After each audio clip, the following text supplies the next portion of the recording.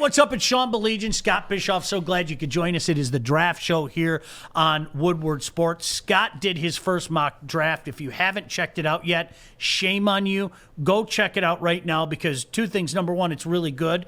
I can say that as a mockaholic. Number two, he put a heck of a lot of work into it as well. So, Scott, we're less than 2 months away. How did it make you feel reading it?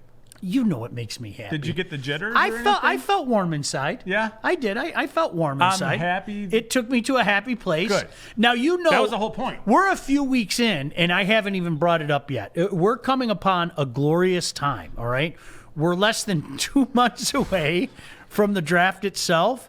And as you know, and I know you can't figure it out, but maybe people that are for the first time viewing me on this type of format, I have an unnatural love, there's no other way to say it, for the day that the schedule comes out. Schedule release day. I love schedule release day. So I have a big party. I smoke things, and when I say a big party, it's me and a bunch of smoked food in front of me, and I study the schedule. So we're getting closer to that time. Like schedule release day, what the record's going to be, right?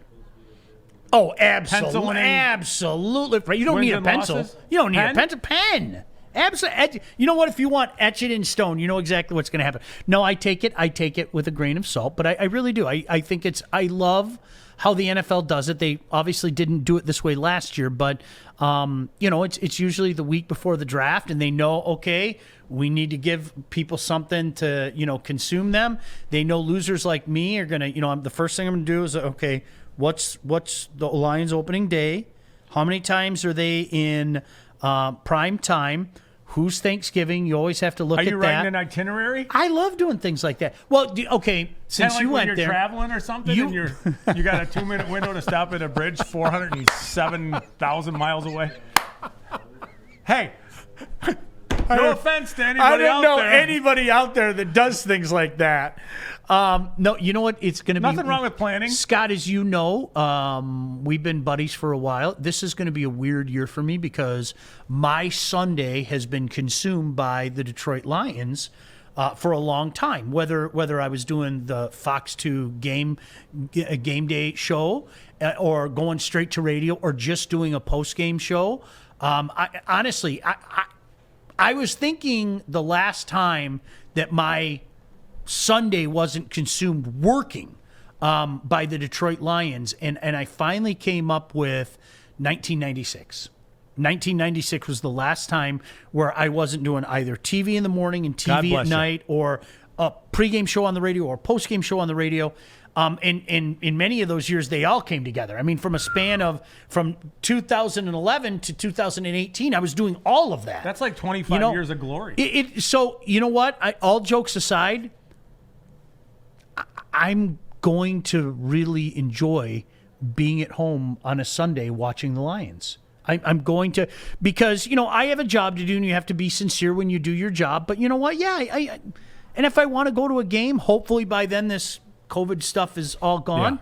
Yeah. I'm going to, hey, Scott, you want to go to a game? Let's go to a game this weekend. Okay. Let's go to the Lions game. I mean, because I haven't been able to do that. And, years gone by when my kids were growing up, I always took off one afternoon where I'd do the morning thing, but I'd say, let me be dad today. I'm not going to do the post game or anything. Take my kids to the game always once a year. I'm gonna enjoy doing that again. If you want to go, I know some boys that are tailgating down there and everything. So yeah, let's do go. Lots of things. It would be fun. Let's go. But how did the process go for you? Because it's listen, again, please consider I'm a mockaholic. But I'm also the first guy that's going to tell you, you don't put a lot into these things. I mean, you don't. And one of the funny things that you told me is when I asked you, I said, how did the mock draft go? And you go, well, it was an exercise in futility. I'm right. Because it kind of is. It's the dumbest thing you could possibly do. Make sure you read it. Okay, but here's a little peek into the soul here. I wrote almost 5,000 words on that thing and fully recognizing how dumb it was while I was writing it, I continued. I did it for beautiful. You. I did it for you. I really did. I wanted to make you happy. I love it. I love that stuff. Now it's like if you change one pick in the top 10, it kind of throws everything off down the line. So and you know what's going to happen. Yeah, nobody knows what's going to happen. It's like you're sort of trying to fit positions with teams where you feel there's a need, but I don't know. Do the Browns really feel like they want to hit the linebacker position in round 1? I don't know. I mean, you would think that that'd be somewhere they would look. Are the Colts going to try to replace Anthony Costanzo in round 1? I think they probably will, but it doesn't mean they will. You know what I mean? So you're trying to match positions with teams and then trying to fit players that you think work with teams and what they currently have. But all of it, it's all sort of silly. Truthfully, the fact that I'm projecting trades, which is ridiculous. Good for you. And not good for you. And not detailing out what the compensation is. Just there's going to be a trade here. Okay, cool. But it's more about they're in there. There's write-ups about what the players are and what their strengths are and the things that they can do. So there's benefit there. Well, there are lessons learned through the passage of time, and you and I have lived many years as well. That's a kind way to say we're old. Yeah. But the lessons learned from drafts gone by as well. And, one of the things I always start with is don't think you know what NFL teams know. And a lot of times these early mock drafts is just guys kind of throwing things against the wall. And then as we get closer, we find out what teams are really thinking. One of the things you said our very first show, and you made a point to go out of your way to say, look, this guy is going to go high. And at the time, he wasn't in those mock drafts very high, but Pitt's out of Florida. Yeah. It's interesting how many mock drafts I've seen just in the last week because, folks, I'm not joking, and he knows this. I probably look at 3 or 4 different mock drafts a day. And then it's going to build. Once we get to late March, it's going to build, and then I'm going to be scouring things like that. But, Scott, all jokes aside, that's real. Like, I'm not even being funny right now. But to your point, guess what? All of a sudden, you're seeing Pitt's name go very, very high on a lot of these drafts. So I want you to use some deductive reasoning here. Why is that? Were there any games? Was there a combine? Were there any workouts? What? You know what? We're starting to hear what NFL guys and scouts think about Mr. Pitts. Yeah, and some of it is, I watched Pitts a lot last year, so I came into it maybe a touch ahead of some other media people. And I'm not patting myself on the back. I mean, it's obvious what he is as a player. Thank you.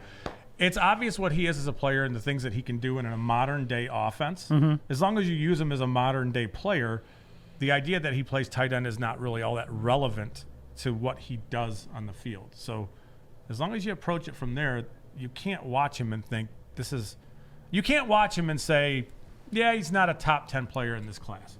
He's one of the 2 most offensively gifted players in the entire class. He really is. That's a big statement. He might be the most offensively gifted players in the entire class. It's him and Jalen Waddle to me. Explosive, athletic, players who can win in a variety of ways and be dominant in a variety of ways in which you don't really have to do anything really cute with them. Right? If you draft, Lions fans, sit down. We're going to count it down. 5, 4, 3. Okay. If the Lions took Kyle Pitts in the first round, it would be a phenomenal pick. But he's a tight end. What do you do with that? People can't separate the two. They can't. They cannot, Scott. They cannot. Heck, we had conversations about this, okay? About people changing the idea of what a tight end is, in my mind, not that long ago. No. You hear tight end. Well, am I calling what Antonio Gates or Tony Gonzalez or Gronk does? The tight end as we knew it? Yeah, sure, there's that guy, but then there's this guy. So people can't separate those two. So how on earth would they be able to separate it from a guy that lots of people are saying is one of the most explosive offensive players in the draft? You can separate it this way, is that a place like Detroit, while you wouldn't think is a great destination for a tight end because you took one in the top 10 2 years ago, is the perfect destination for Kyle Pitts because he wouldn't have to play like a tight end. If he goes to a place like Carolina or another place that's really good for him is Philly because they have Dallas Goedert. Sure. But the point being that if one of these teams is drafting Kyle Pitts, it's because they're not intending to use him like a tight end. They want to use him as an offensive weapon all over the formation, whether it's out wide as a receiver, in the slot, or tight to the formation. There's a variety of things you can do. I think it makes some sense for a team that already has, you're multiple tight end, an inline, and a player who can stretch the field. If you put Kyle Pitts in an offense with somebody like that, you have mismatches all over the place, and it's the perfect place for him to go. It's just you got to drop the concept of the position for him. Sure. Just drop it. He is not a tight end. He's a rare offensive weapon, unlike we've seen come out at that position come into the NFL. He is rare. He does rare things at every level of the field. I want to ask you a question, and there's a reason why I'm asking you this question. It's going to sound like a stupid question from a stupid guy, but there's a reason why I'm asking you this question. As you went through this, did you surprise yourself as you were going through this, as you were going pick by pick and go, wow, I'm surprised that turned itself out, or this fell into this team's lap, or that. And you know why I bring that up is because that's the draft. Yeah. You can go into the draft with the best laid intentions, but all somebody has to do is go off the board just one time. Yeah. And all of a sudden, I always use the example when the Vikings came out of nowhere and took Christian Ponder.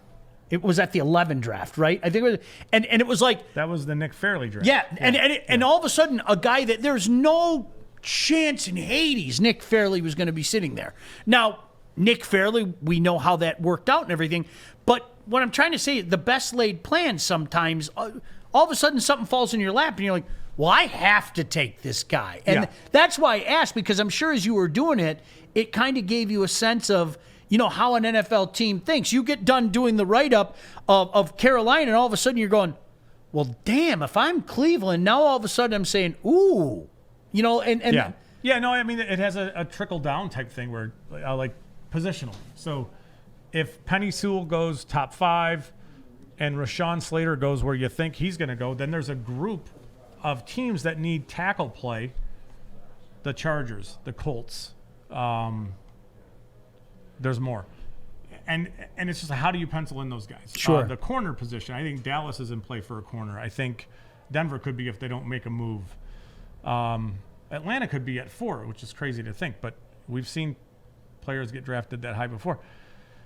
So, you see a player like Caleb Farley or Patrick Surtain or J.C. Horn and some of these guys, and like in that mock I had J.C. Horn falling all the way to the Packers at 28, which I think they would run to the podium if that was the case. Sure. But there was really nowhere else to fit him because I had Trayvon Moore going to Dallas and I had Surtain going in there somewhere. I had Farley going to Atlanta.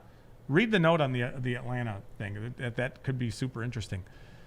So, I mean, do I think J.C. Horn will be available to the Packers? I doubt it, but in that whole futile exercise of dumb, he was. So that's where it went. All right, I don't want to give too much away because I want people to obviously click and read the article and enjoy it and everything. But when the Lions pick to turn came, what was your thought process and how did you eventually end up going where you went up going? So it was one of those things where they are clearly accumulating future capital. There's a complication behind doing that, and it's something that we absolutely need to talk about. But it was more about they have talked like Jared Goff is definitely their guy. So if that's the case and you can acquire a future first-round pick while giving up a young quarterback who's likely not going to play for wherever he goes, or if he does, things have gone very – like if in that scenario it's Trey Lance – being traded, coming up, the 49ers coming up to 7 and taking Trey Lance. If Trey Lance has to play for the 49ers, that means things have gone south with Jimmy Garoppolo. Absolutely. So you're getting a future first-round pick and potentially an early one, and that's the point. Here's the problem with that, is that the Lions already have 2 first-round picks next year. They have their first-round pick this year. If you add another one next year, that's 3. 5 years from now, 4 years from now, whatever it is, you got to pay all those guys. Yep. So that's going to be a conversation that we have to have going forward is you've got first round of this year, 2 the following year, 2 the year after. You've got 5 first-round picks who are going to need to get paid, you hope. I mean, obviously it's a great problem if those guys pan out and you have to pay them. But you're not going to be able to afford 5 first-rounders. You're just not. So adding a 6th one, it just gives them the capital to say, let's say they finish, 7 and 9 next year, 6 and 10, whatever it is. and they're not in a position to jump up to take Sam Howell from North Carolina. Well, in a position where you have 3 first-round picks, you put yourself in that position, and then you eliminate the problem of having all those guys that you have to pay. So I guess the point of what I'm trying to say is that I think there's going to be some consolidation of those picks in a move up at some point where they won't have to worry so much about all the money that's going to have to go out at the same time. Does that make sense? No, it does. And it's absolutely. something that we haven't really talked about too much is how the money works. The 5th-year option and first rounders, and how much money it would be to have to pay, your 2021 first rounder in 2026, and then 2 in 2027, and 2 in 2028. It's just too much money. So I think at some point they will be moving around and these guys have shown that they have no fear of trading first round picks for players, or moving up to acquire a guy that they like. Well, if you follow at all what the Rams have done for years, and Holmes obviously was part of that. He wasn't the man, but he was part of it. I mean, isn't that the running gag? Who are the Rams giving up their first-round pick to? Yeah. I mean, would you rather give up a first-round pick this year and next year and get a all-pro corner, or do you want to take a total flyer on, even if you're in the top 10?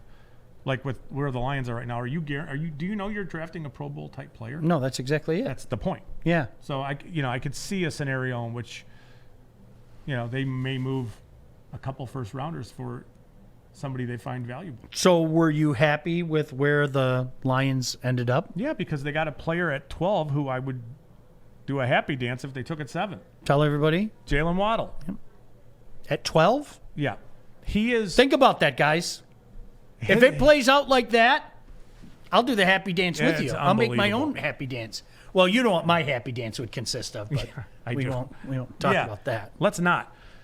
He is rare, does rare stuff, has crazy speed, and it happens his speed, he's 0 to 60 instantly. But he's got a third gear too, where like when he's tracking the ball down the field, and he's got to slow himself because the ball's underthrown, and that happens a lot. And a safety who's beaten by 5 yards has now closed it to 2 yards, and you think he's getting tackled, and all of a sudden Waddle just runs away from him again. That's rare to see. The contested catch stuff with him. He's a small player, but he has no issues going up in traffic and getting bounced around with contact and coming down with the ball. Those are the kind of things that make you think, all right, this guy does rare things on top of the crazy speed, the vertical separation, all that stuff. He's more polished than I think people think at what he does, and that's win all over the field and then outrun angles. I mean, if you know that you're bringing him in and Jared Goff needs to see it open before he throws it, and you can get the ball to his hands in space. We were talking about a player like Golden Tate earlier, who's super effective at the NFL level with the ball in his hands and making guys miss and generating yards after catch. Jalen Waddle is a supercharged version of that. He's not nearly as physical as Tate was, but as far as moving his feet and generating yards after the catch, you can throw him a 5-yard slant and he will outrun everybody to the sideline. Sure. And he's gone. 5-yard throw, 70-yard touchdown. Yeah, he would be a dynamic option. If the Lions stay at 7 and take him, I think I'll be thrilled. And you're dropping down 5 spots. See, that's exactly it. Like, to me, it's like, yeah, I'm not going to cry if they take Waddle at 7, right? You take him at 12 and get some more capital? Okay. And they have so many holes to fill. If you move down to 12 and get future capital, and whoever you take at 12, okay. I mean, I'm not saying that we're not going to be able to nitpick it a little bit, but they have so many issues, especially on defense. I mean, if you take a player like Trayvon Moehrig, the safety out of TCU at 12, or even at like say 19, okay, great pick. I mean, he's a dynamic playmaker on defense. So they have holes all over the place. So they just need to keep adding talent. I'm not saying it doesn't matter who they take. There's an element of luck. Sure. It's a little bit why we've talked about the quarterback position and how you might have to hit it a couple times before you get it right. There's a lucky element there. We have about 7 minutes left, pal, but the one thing, and this is why, when you use the term exercise in futility, it was funny. I saw when you put it out, somebody said on Twitter, I forget who it was, but they said, does your mindset change now when you heard what Holmes had to say? your mindset changes constantly. But Yeah. but let's, if we can for a second, let's talk about what Holmes had to say, okay? And there are a few different ways to look at it. Number one, it's lying season. Not Lion, Lying. It's lying Yes. season. If I'm an opposing general manager, I'm really not paying attention to a lot of what other general managers are saying. I'm just not, okay? That's number one. Number two, what we don't know, Scott, is what their board looks like. Yeah. They could have put in countless hours of work on these guys for really the last 2 years.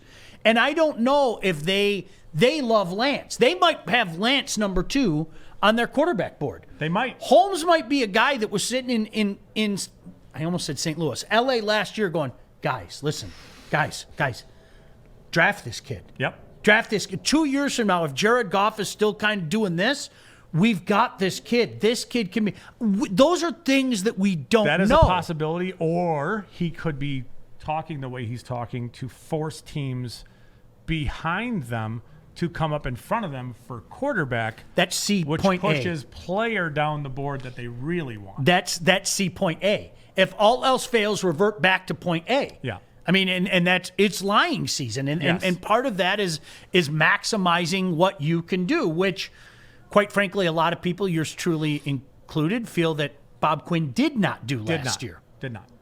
You know, Almost had no desire to. yeah, it's very strange how that worked itself out. But Scott, that's the one variable in this. It was funny. I almost answered the question, but you answered it so well. It was like, well, of course, the second you get done doing it, yes, because New information presents new ideas and new concepts. and it might yeah. be flat out false information as well. It could I be. mean, that's just the way.